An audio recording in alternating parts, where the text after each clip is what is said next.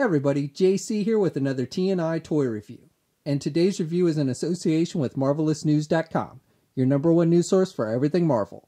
And for today's review, we're going to be taking a look at the brand new Marvel Legends 6-inch Guardians of the Galaxy Volume 2 movie Nebula figure from Hasbro. Now this figure comes packaged in the same style packaging we've been seeing with all the Marvel Legends. You've got the Legends series logo up at the top. The figure's clearly displayed in the window box. Down below you've got the movie logo, since this is a movie figure, and it says this is one of the daughters of Thanos. That's because it shares the same packaging with the Gamora figure that's also shipping in this wave. Then on the side of the packaging you have an image of Gamora, and then on the other side you have an image of Nebula. On the back of the packaging you have a look at both figures, a brief bio in multiple languages, and then down below it shows us all the figures in the wave that you need to get in order to complete the Mantis Build-A-Figure. Alright, let's get this open and take a look at what's inside. Okay, so here's a look at the figure outside the packaging along with the other contents. Now first of all, let me just say a big thanks to the folks at Hasbro for sending me this figure so I could review it for you guys. So first of all, this figure comes with the left leg for the Mantis Build-A-Figure. Now I'll be taking a look at Mantis in her own review once we've looked at all the figures in this wave, so be sure to check back for that. The figure also comes with this blaster that has a metallic silver coat of paint, and then you've got this gold striping down the middle of it. Now, off the top of my head, I don't remember her using a blaster in the second movie. I'm probably just forgetting it, but she probably picked this up off of one of the Ravengers or something. But it's nice that they gave her a weapon. And overall, the detailing on it's pretty nice. And she can hold it in the right hand, and that's her regular hand, and then she's got also this robotic hand that she will also hold the blaster in, and both hands she holds it nice and tight.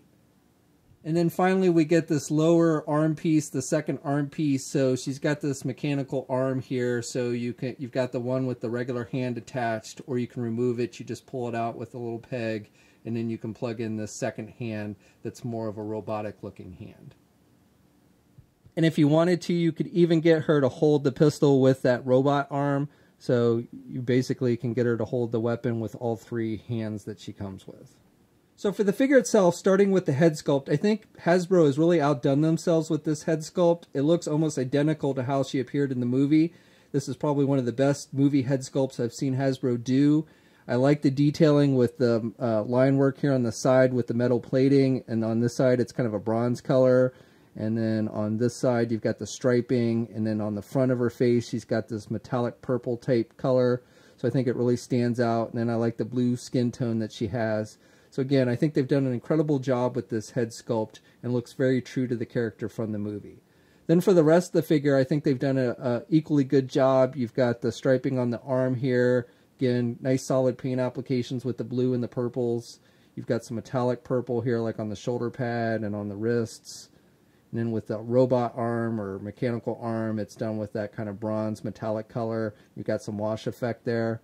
It's a really nice job there. And then on the outfit, you've got some black up here where looks like the costume or the outfit was torn. And then you've got that lighter metallic purple striping and then the darker color. And I like the sculpting with the texture on the outfit. I think that looks good. And she's got this belt piece or waist piece, and it's actually a separate piece on the figure. And again, pretty solid paint applications on that. And then down the legs, and you got some metallic silver and the lighter purples and darker purples. So just really solid paint applications overall, and really nice sculpting detail, even with like the boots and everything. I think they look pretty good. So I think Hasbro's done a really good job with this figure. So this figure stands just a little bit over 6 inches tall. Here's a comparison with the Nebula from the first Guardians of the Galaxy movie. Here's a comparison with the Drax figure and the first Star-Lord figure from the second Guardians movie. Here's a comparison with the Yondu figure and the Star-Lord from the first Guardians of the Galaxy movie with the unmasked head sculpt from the second Guardians of the Galaxy movie figure. And then finally, here's a comparison with the comic book version of Thanos, the Build-A-Figure that Hasbro released. So for articulation, you can turn the head to the left and to the right. It's attached with a ball hinge joint, so she can look down pretty good, and she can look back pretty good as well.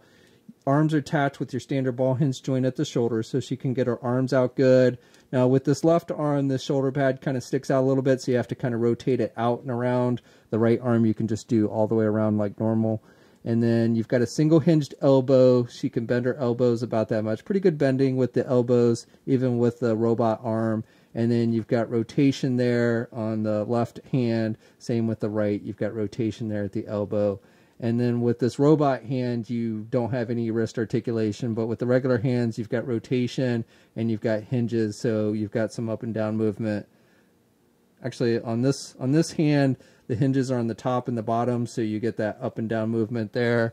And then with the alternate hand on here, it is the hinges on the front and the back, so you've got the up and down movement there. You've got a midsection joint, so you've got rotation there at the midsection. You can pivot to the left and to the right a little bit. Can't crunch down very much. Can look back a little bit, but not too much. Doesn't have a waist swivel. Legs are attached with ball joints. Can only do the splits about that much. Can get the leg forward pretty good. And can do the leg back pretty good as well. You get a thigh swivel, you get a double jointed knee, so good bending at the knee. And then with the feet, you have up and down movement with the hinges, and you do have ankle pivot. And 2 peg holes on the bottom of the feet. Okay, so that's my review. So overall, I think this is a really nice figure. I think Hasbro did an incredible job with the head sculpt on this one. I like the overall sculpting on the entire figure, and I think it has really solid paint applications and good articulation. So if you're a fan of the Nebula character from the movie, or even just from the comics, I think this is a figure you'll definitely want to add to your collection. Now this figure, along with the rest of the wave, has started to hit shelves now. You can also pre-order it at places like Big Bad Toy Store.